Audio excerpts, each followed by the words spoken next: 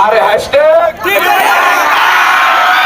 तर जय शिवराय मित्रांनो, मी तुमचा लाडका गणेश ब्लॉगर. तर आज आपल्या पैठणमध्ये उघडणार आहे प्रतीक भायाची शाखा क्रमांक 8 वर. तर भावांनो, इथं एवढी पब्लिक आलती. प्रतीक भाया म्हणते तसंच सेम राडा फुफुटा खकाना शिमिट सगळं काही संगत झालतं. हे डायलॉग मारायचं कारण म्हणजे आपल्या पैठणकरांनी पूर्ण रोड जाम केलता, ते फक्त प्रतीक भाया शिंदेला भेटण्यासाठी. मग लगेच तेवढ्यातच प्रतीक भाया शिंदेची एंट्री झाली. मग जसे प्रतीक भाया शिंदे ट्रिपल एक्क्यातून उतरले,